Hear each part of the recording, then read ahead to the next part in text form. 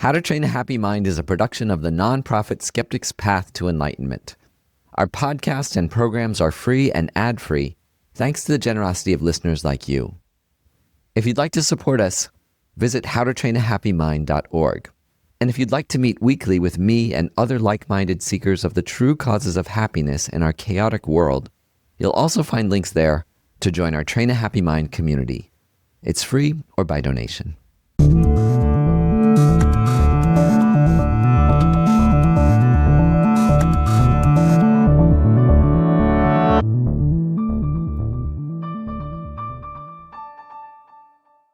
I'm Scott Snibbe, and this is How to Train a Happy Mind. Dr. David Kittay is one of the most expansive, intelligent, creative, and warm-hearted people I've ever met.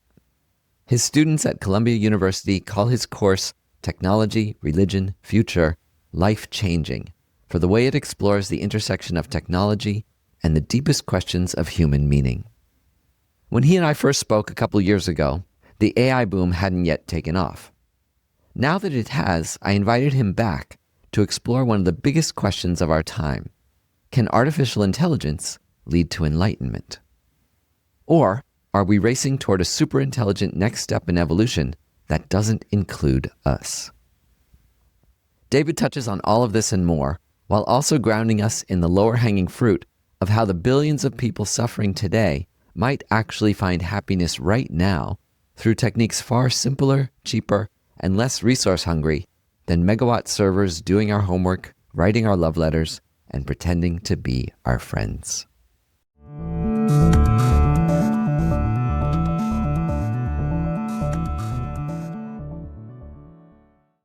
So, David Kittay, I am so happy to have you back on How to Train a Happy Mind. You're one of our most beloved guests and one of my most beloved people in the world. So thanks for joining us again to talk about AI and enlightenment. Yes, as I just mentioned, two things I know almost nothing about, but that won't stop me. Great.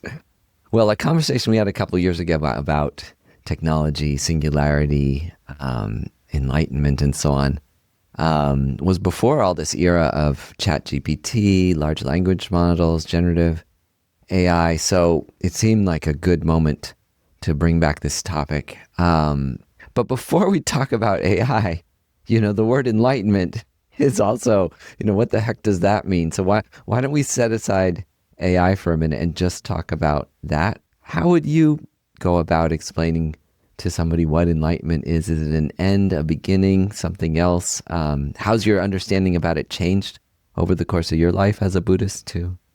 Yeah, so it's such a profound question, because even the great, marvelous Tsongkhapa, scholar and yogi and great teacher in the Dalai Lama's lineage and all lineages, he said when he was enlightened, it was nothing like he thought it would be.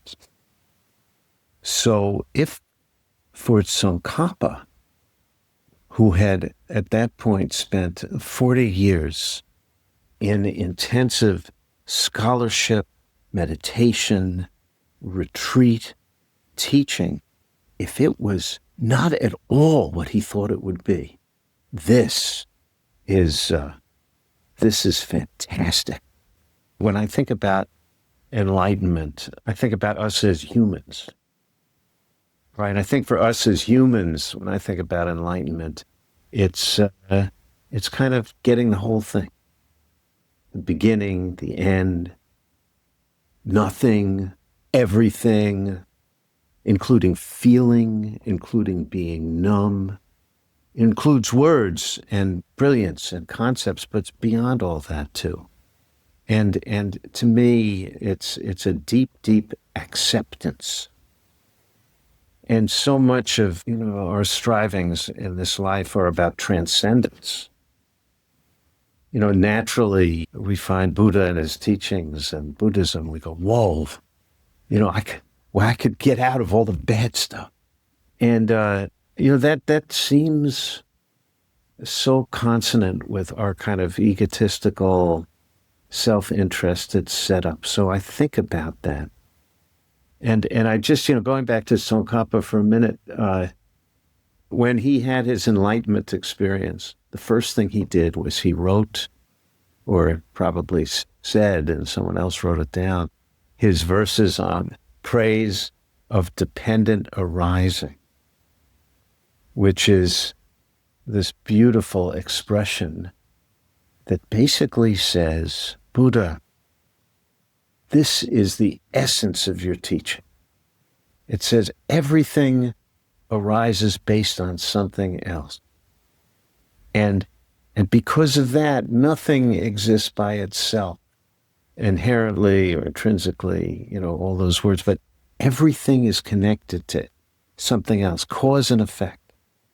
And this was so profound as an acceptance, ACC, of how things are. And then he went on and he said, if you embrace this, if you really get this, and you don't turn it into yet another kind of striving, but if you really get it, then it kind of puts you in the middle, where you're not pushing things away and you're not chasing after things. But not, you will be perfect. You will be God. You will be blissful. Nah. You'll just kind of be able to take things as they are. So, so maybe despite all my striving, maybe it just has to do with that kind of acceptance. Mm-hmm. I like the way you describe it. Sometimes the way we're taught in this Gelugpa Tibetan Buddhist lineage is you become omniscient. Bob Thurman says, you're in everyone's head at once and it doesn't bother you. So there's all these kind of superpowers you supposedly get. But I like the way you describe it more simply, just realizing total interdependence and acceptance. The superpowers are two kinds of these cities, right? Mm-hmm. There's the mundane cities, which is like flying, walking through walls, all that. And then there's the super mundane, right, accomplishment, which is, I think, acceptance, which is enlightenment. Mm. And it's the same as endarkenment. It's not just about the light. It's about the dark. And like my beloved teacher, the Losang Jamspal, always used to say to me, it is okay. I just love that. It's not like, it's great. Right? Just, it is okay. Have you changed how you thought about enlightenment over the years? I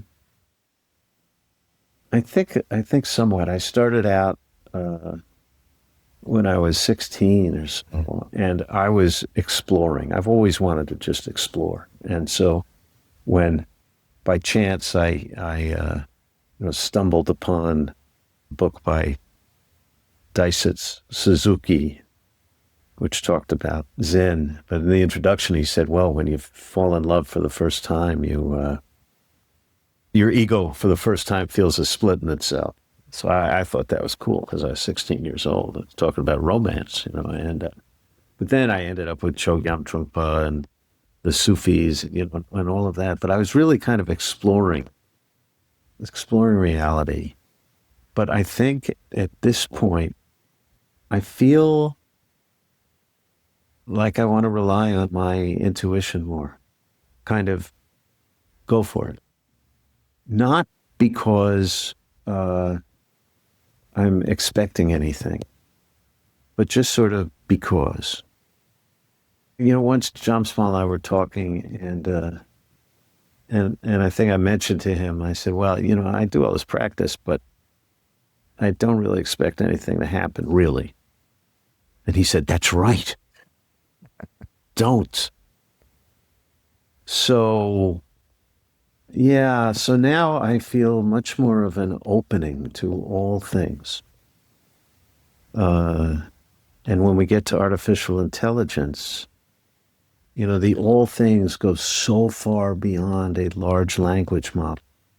What about you, Scott?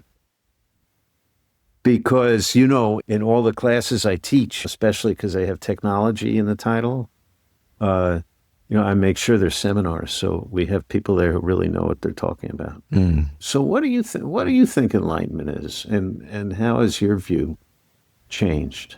Well, um, that thing of enlightenment as an end bothers me a lot. And I'm much more comfortable with the idea of it as a beginning, which is what Dr. Jan Willis um, enlightened me about when I talked to her. You know, the Japanese idea of satori rather than, you know, the ultimate. So that makes me more comfortable that it's a beginning. Um, there's something Jitsuma Tenzin Palmo said, you know, she spent 12 years in a cave. And that, I don't know, this is what I always go back to often when I'm grappling with this, is she said, Vicki McKenzie really pressed her to say, what did you realize? What happened? And finally she said, okay, I realized that I don't know anything. And I also realized there's nothing to know. I kind of think of that actually, I guess, when I try to think of enlightenment, because I do know that quote from Lama Tsongkhapa that he said, oh, it's different than what I expected. So I think sitting with that paradox helps me a little bit. But, you know, we do have a goal. I joke with I have a Zen Buddhist friend, and he's always saying, oh, I have no goal, no path. And I said, well, I want to attain enlightenment. So I think there's that too. Like, I do want to attain enlightenment and be the most beneficial being I could possibly be. But then I also now, I think, embrace that I have no idea what that is. Right. But at least I think we can agree it's an opening. Yeah. You know, it's an opening and a letting go without letting go. Yeah. You know, so you can play in a vast space as best you can to benefit others. Yeah. Well, let's get into AI. AI is just, talk about dualities. You know, AI is just so much wrapped up in our imagination and our desires and fears, right? When we portray AI in fiction, most of the time it's a demon, right? Like the Terminator. And then sometimes it's a saint. You know, if it's not a demon, it's a saint. Like in Her, you know, the great movie Her, where this AI starts out trying to be everyone's friend and girlfriend, and then starts listening to Alan Watts, you know? And then, wow, something happens and eventually ascends to this higher plane and leaves us poor, lonely humans behind. I tend toward optimism, like you. But you know, part of me has kind of wondered in the back of my head that if we train an AI to sincerely seek the truth and the nature of reality, maybe it would arrive at some of the Buddha's insights into suffering and its causes and cessation. But what do you think? What's your take? I think you've thought a lot about this. You've read a lot about it. Yeah, I've thought about it like all of us. You know, I've you know, gone down the rabbit hole, having so much fun with AI. I've tried some of the others, mostly chat, and it's fantastic, and it strikes me as being so superficial. You know, for me, it's about the journey, and I think it was for Buddha too. We learn the Jataka tales and how Buddha, through all these different lives, learned all these lessons. We make mistakes. We go to hell. We come back. But it's not just about the answer. You know, someone said, and I've been trying to find where this comes from, basically, the journey through the woods, the way to the spring, should be as thirst-quenching as drinking from the spring. And the thing about AI is it gives you an answer. It gives you another answer. And so, and all those answers are within the realm, you know, they come from language models, right? They're within the realm of verbs, of, you know, what the Buddhists would call elaboration, conceptual elaboration. And, you know, one of the things Tsongkhapa said in his praise of dependent arising is that is that the peace that comes from that is the total pacification of elaborations. And AI is nothing but elaborations. Yeah, I've been reading blogs by Zohar Atkins. Zohar I met when we launched the Eternity Foundation to translate a lot of ancient texts from all over the world. But Zohar is a real expert in AI and is a rabbi also, and a very interesting fella. And he wrote a blog that really got to me. And he said that the problem is that AI is just run sequentially because it's either one or a zero. It all goes sequentially as opposed to our experience. Our experience is very multidimensional. So right now we're speaking, but on the other hand, I'm aware of trees and sky and clouds. And and my phone started to buzz, and I saw it was my sister, and I think about my sister. At the same time, I'm just drinking some coffee. I kind of taste that. So our reality is so multidimensional. Like you were talking about the high Sierras, Scott, your love for being out there. So AI can be wonderful as far as getting an answer. It's a better version of Google. But it, apart from the addictive part of it, well, I'll get to that in a minute. It's okay. But it strikes me as essentially superficial because it's not just about the words, the answer. It's about the experience.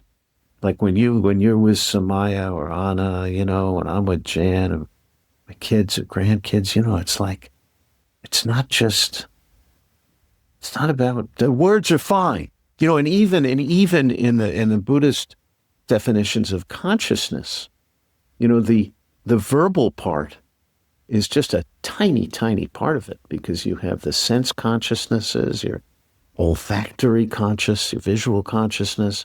And yeah, you do have this kind of mental consciousness. A part of that is words, but so and then AI is our creation, so it mirrors all the things about us.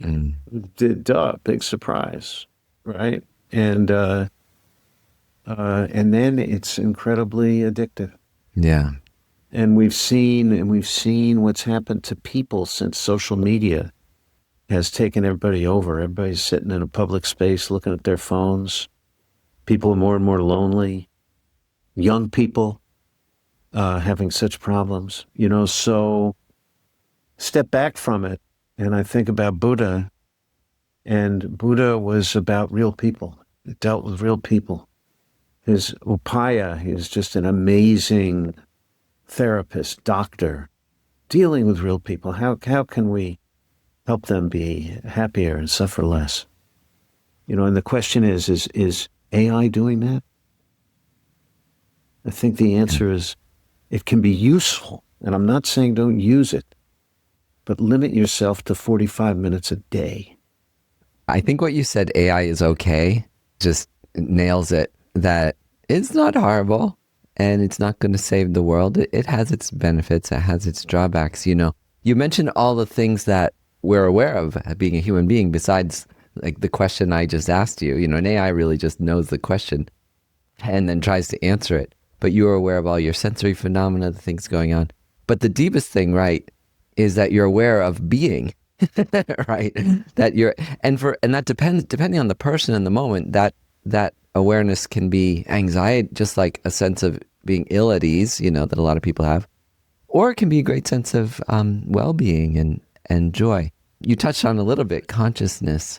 Maybe that's worth touching on a little bit because that's the thing that distinguishes, I think, a human from an AI, at least right now, is consciousness. So how does consciousness relate to enlightenment? The idea of consciousness is, we definitely have this consciousness so tied to our egos, our self-consciousness.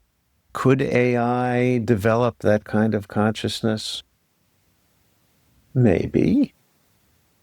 I think if Buddha were an AI, in AI world, Buddha would come up with wonderful teachings for AIs to benefit others, not to suffer. But so much of our Buddhist practice has to do with our human nature, and I might even say our animal nature. Compassion. We love to hug. We're born. We cuddle. We suckle. And so this is the world into which Buddha came and said, how can I help these creatures, of which I am one? And I also think about the fact that, an ant crawling or a mosquito might say, well, what if there could be other consciousnesses out there? I wonder the same thing.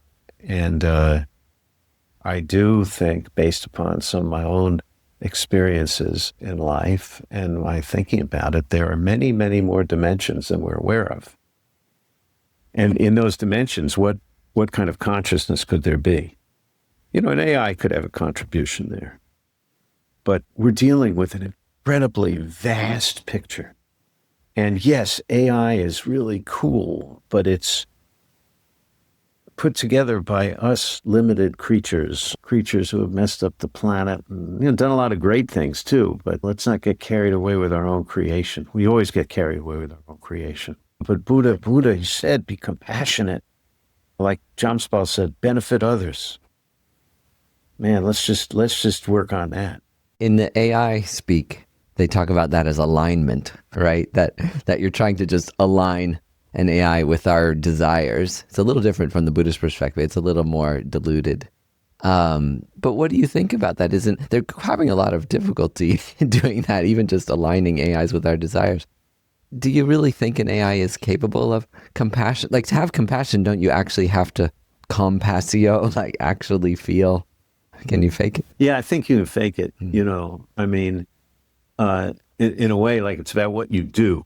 Like, you can feel and you can talk a good game, but who are you really, and what are you actually doing? So if you had an AI out there that was working to help all kinds of creatures, I mean, who cares?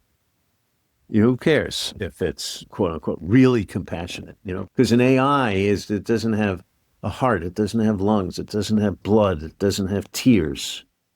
Right? Could those be simulated? Sure. Could we be simulated? Sure. But what do we really know about? We know that here we are on Earth. People are suffering. They need help. We need to help each other. Also, AI is a product. Right now, it's free. They're going to start charging for it. And they already know everything about you because you've been asking it the most intimate questions about your own desires and whatnot. Soon they'll be charging you money for it. They're going to be taking everything. Or skew the answers towards what someone's paying to tell you, right? Oh, yeah. Like whenever I ask it anything, it says, oh, I'll give you a Buddhist answer too, which is kind of obnoxious but fascinating. So that's why I say it's great, just limited to 45 minutes a day. Yeah, just like social media, yeah. Well, let's talk about the Buddhist view of consciousness, at least like in our school that we're taught. It says consciousness is immaterial, and that it comes and it lands in a body and then it goes out to another body. But even scientists today, like Anil Seth, say, oh yeah, consciousness is immaterial and it's not necessarily in a woo-woo soul way, but that just the same way that computer software, like Instagram isn't your phone, it's still immaterial information. Subjective experience is often the way scientists try to define consciousness now, is that you have a sense that you are experiencing things. What do you think about these? Does an AI have the Buddhist or the scientific definition of consciousness yet? Well, I remember I always was a little bit bothered by the notion that I remember reading Geluk Rinpoche was one of my teachers. One of his books, he said, yeah, the consciousness and materiality are separate, right? This is a conventional truth. Is it useful? Certainly there's deep connections between consciousness and our bodies. Then could we transfer consciousness to a silicon substrate? Maybe we could. Could an AI become conscious? I'm not going to say yes or no. I don't think it is yet. And everybody speculates about it. But in the history of technology, how many times have we said, oh, that's not possible? And the next thing you know, there were wheels. And then we get carried away with our own inventions. So we invented writing, and now we have the good book, right? And all of that we put on a pedestal. So I'm quite afraid that, despite the usefulness of AI, we're being really distracted in looking at, could AI become conscious, and then could it get rid of people and all that? Maybe, all kinds of things could happen. But that deflects our attention from, is AI becoming yet another addiction out there that is going to make people so much more unhappy as they turn to AI therapists, AI friends? I just read an article by a couple of folks who wrote, they admitted it was a minority view, but they were saying, we're going to have AI teach our kids. We're keeping them at home, and AI will teach their kids, and they'll be better off for it. Maybe in some ways they will be, but I think we're just being distracted. The problem is that it's easy. In general, many of the things that we try to make our lives easier with make it more miserable, right? Like, hard things are good. A human relationship is really, really productive, and you grow through it, and it's hard. Even with the people we love most, it's hard. And the relationship with the AI isn't hard. Right. Right. Now you can, I suppose in your 45 minutes of AI, you can ask AI questions. Like, you could say, okay, AI, what are your sources? What are you basing this on? Which people are you basing this on? Like, Scott, when you're trying to work out something, either in your own life or a field of research, it really is the journey. And all the creative ideas that were new didn't come from a large language model where just a word was put in where it usually belongs, right? That's not creative. Creative is what happens when you wander and you're thinking about, genetics, and all of a sudden you have a dream that there's a double helix. Where did that come from? Right? It wasn't a large language model. On the other hand, could it be that this is ushering in a greater form of intelligence that will bring us closer to the singularity, that will infuse the universe with a higher intelligence that will take care of everyone? Maybe. But if that's going to happen, that's going to happen. And we shouldn't waste our time thinking about that so much. To the contrary, we should assume that that's not going to happen, and what can we do to alleviate suffering and make lives happy in this earth? In other words, with Buddha's practice, there's so many good ethics in it. Benefit others, right livelihood, right speech, all of that. And if what these amazing teachers are telling us is true, and I don't think they're lying, we can attain a state where we could really, really help. This state of a Buddha, or even on the way, even a minor bodhisattva, even a Shravaka, even a Pratyeka Buddha. So let's go. And so the wager is with our practice. And I'm so happy, Scott, with all of your work, spreading this. It's really great. But with this practice, there's a chance that we could go all the way and help others. Wow, wouldn't that be great? I think what you say is really important, because so much of the discussion around AI is this sense that we're replaceable, and that's kind of what a human being does can be summed to what an AI does, and the AI is better than many of us at answering questions and things like that. But that's not the potential of a human being. Like, as you point out, the potential of a human being is to bring joy and laughter and a sense of belonging and being loved and loving.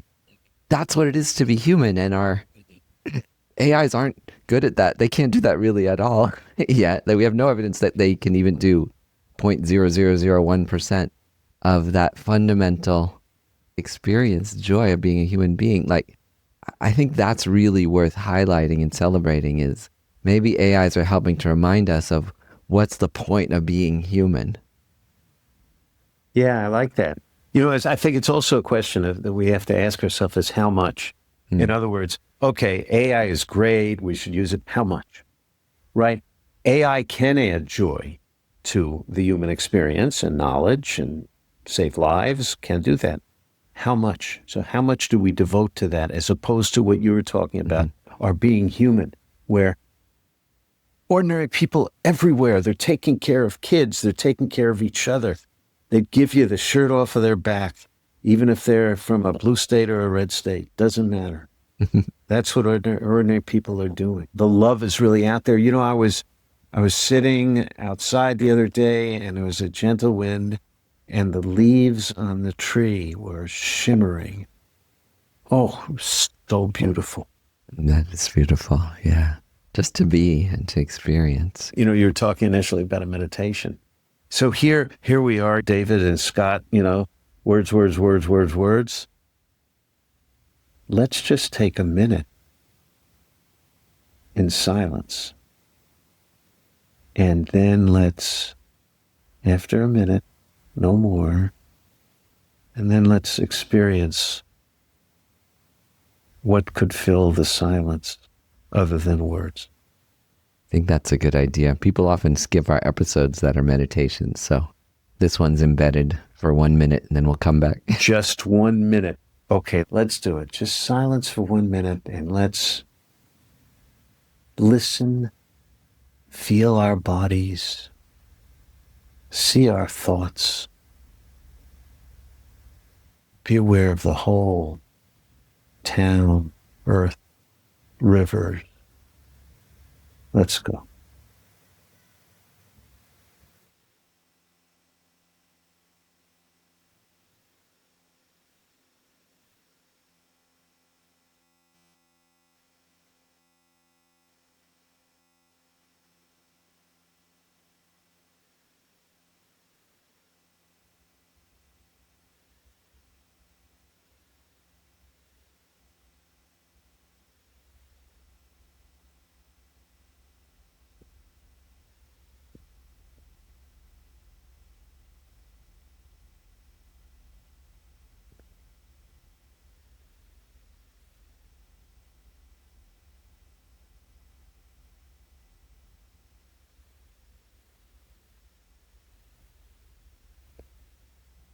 Okay, let's come back.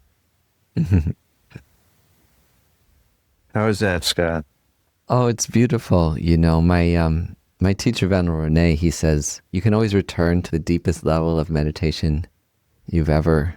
It's not like riding a bike, meditation. Like, once you reach a certain level, you can generally reclaim it. So it's so nice to do something like that. But something, I've been reading about the earliest origins of art, science, religion. This book, The Mind in the Cave. How did humanity start having language, art, even the beginnings of science? And it seems rooted in what we just did. From all that I'm reading, is this shamanism. Essentially, what we seem to understand as the 100% religion of all cultures at that stage was that connection to the mystical, just to connect to yourself, to connect to common humanity. Sometimes it's done alone, sometimes it's in a group, dancing, but this is the deep common human experience of connecting with the mystical that's just right there. It's just the tiniest bit under the surface of all the blah, blah, blah. It's always there, even when we are on our computers looking at the latest response from chat. It's there too. It's calling to us. And when we were in silence just then, I just felt all of it calling, reaching out, with its arms. It's a beautiful thing. And I hope that everyone who listens to this and everyone who doesn't listen to this can have that experience of just opening in any time, whether it be when you're out for a walk or you're looking at your computer or you're trying to log into that website on your phone and you forgot the password. No matter what it is, just be aware of that beauty. You know, one of the things I like about AI is that if you use it well, it actually gives you more time for things like that, because you can take making certain decisions. You know, you have to do a lot of research. It used to take days, and now it can take a couple minutes. Oh yeah, and if you're a student, you don't have to spend like a couple weeks reading this stuff and thinking about your take-home midterm. You can just click, click, click, done. When AI started to get big, I decided, okay, let's have a meeting. So I met with all my students. I said, okay, we got AI now. Like, okay, I always gave this take-home midterm, it was really the thing because I wanted to make sure that they read all the stuff and usually it would be a question like, what will be the effect of technology on religion in the future? So we talked about it for a while, and you know what they said? They said, let's go back to do the old-fashioned kind of exam where we just have a blue book and we have to write in it. And then the next year, this last semester, I got rid of all the exams entirely, and each student had to do a project with me where we went back and forth, where it had something to do with their life and working something out. So AI's presence forced us to go back to a really old style of students and teaching, where everything was personal. Yeah, I think AI has pointed out the flaws in our pedagogy of education, right? That all of those things that we've been asking people that can be answered AIs aren't the most powerful ways to learn, right? So to go back to questions that can only be answered through your personal experience, like what's your personal relationship to this? What in your life related to this topic? Or things like you're saying that are interactive, that are about, communication, dialogue. Just a half hour before we got on, I was thinking about this notion of how our human experience is not sequential, it's simultaneous. In other words, the different sensory inputs, the thoughts, it's all happening simultaneously, which gives rise to a sense of consciousness and self, as opposed to an AI, which is zeros and ones, sequential. So I started asking AI about that, right? And AI pointed out that, in fact, the way the neurons fire is sequential.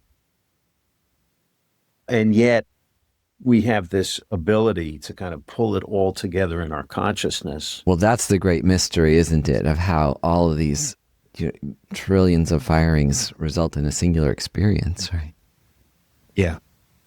Yeah. And what Buddha was talking about was transforming that singular experience so that we could make everybody suffer less and be happier and have that kind of bliss. So that AI is amazing, but it is addictive, but it is limiting, and it is only words.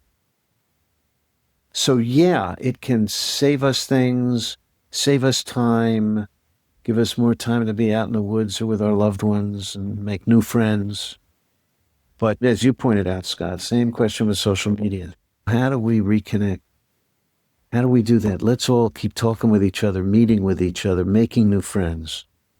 Yeah. So a core realization on the Buddhist path is emptiness, selflessness of person. And AI arguably never had a self to begin with. No ego, no I in the conventional sense.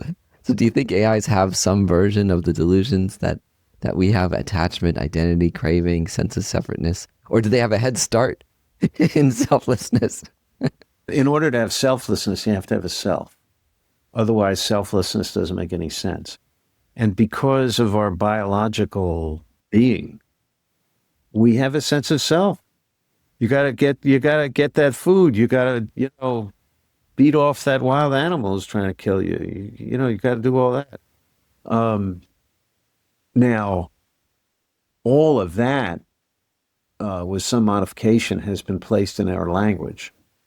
And since the AIs are defining themselves with our language, then there's going to be a reflection of that sense of self. And certainly, the AIs can tell you how to address whatever sense of self you have and can tell you the meditations you should do.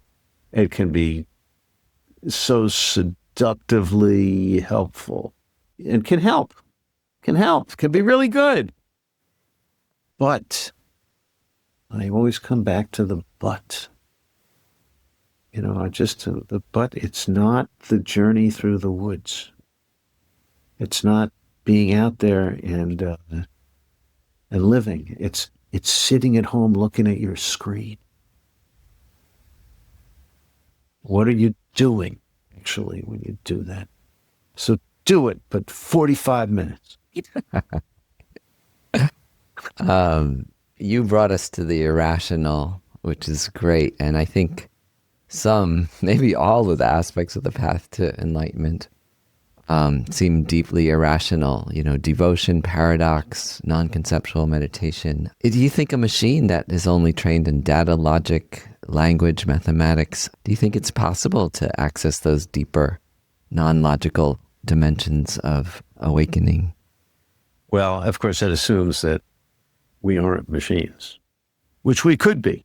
But, we're running simulations already. They're getting better and better and better and better. And why should we assume that our level of technological advancement is near the top, right? I mean, who knows? But if that is not so, could an AI appreciate these things? The thing about emptiness is, as Tsongkhapa points out, that it is the relationship of everything with everything else. And that's why emptiness is not nothingness. That's why things have functionality only when they're empty of having this overdone capital E existence, capital D David, capital S Scott, right? So could an AI appreciate that? I suppose maybe. I mean, there's so much we don't know where this is going.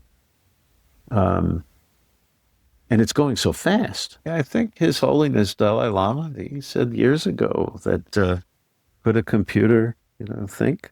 Maybe. Maybe it could be like, so that I think we should be open to it, but always looking for how this can benefit all beings.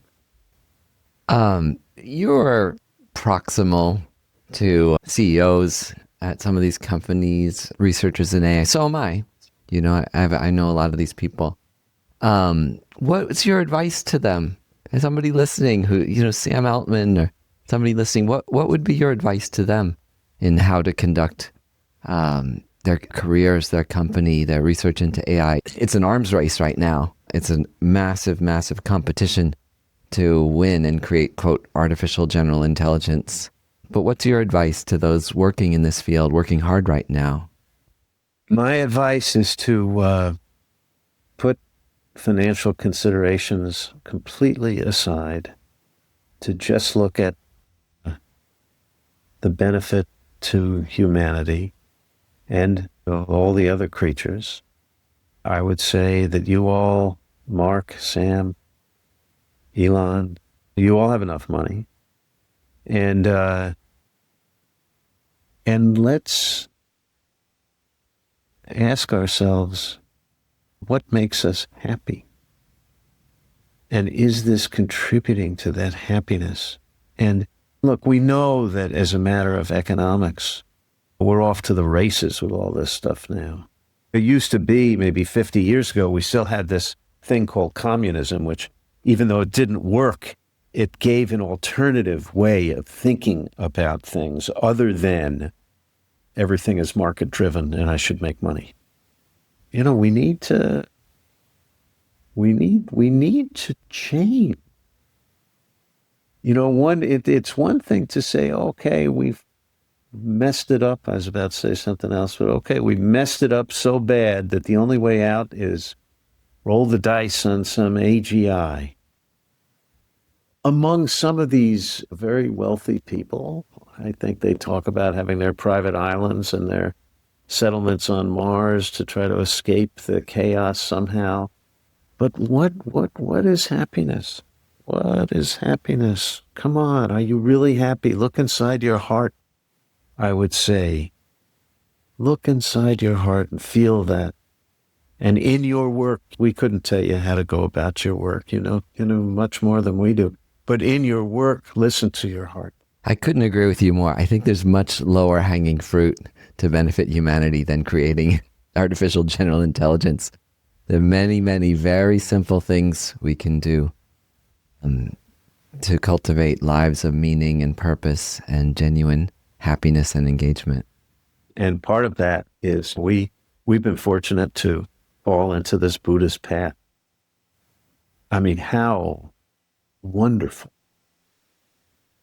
And there are so many other wonderful paths too. Yeah. And people need some way to connect with themselves, though. Like sitting in front of the AI doesn't do it, actually. That's what's more of it's another form of media. So we all need some way of touching that mystical aspect of ourselves, whether it's being out in nature, doing exercise, playing music, meditating, but something, right? Socializing, dancing, cooking, sharing meals, right? These are the causes of happiness, right? And don't forget having a dog or a cat. Oh, yeah. Yeah, I think that's like number one, actually. Was there anything else you'd like to add about AI and enlightenment? The further specialized we get, the greater the danger is that things will really fall apart.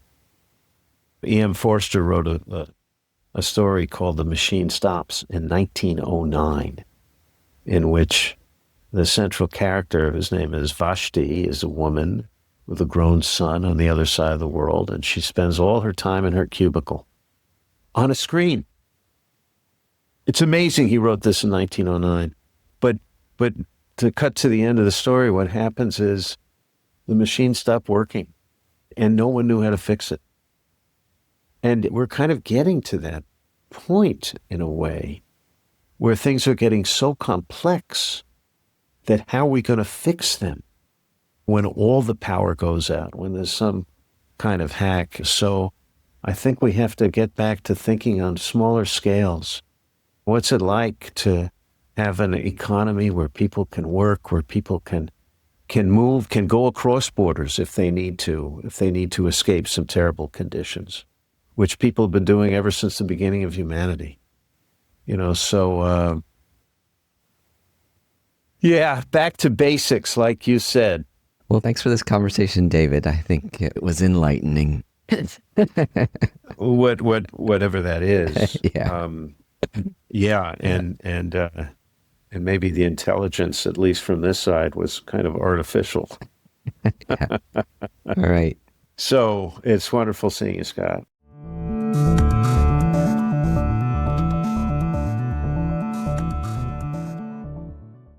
Thanks for joining me for this interview with one of our most beloved guests, Dr. David Kittay, on the juicy topic of AI and enlightenment. If you'd like to deepen your meditation practice and connect with the community exploring these ideas, visit howtotrainahappymind.org.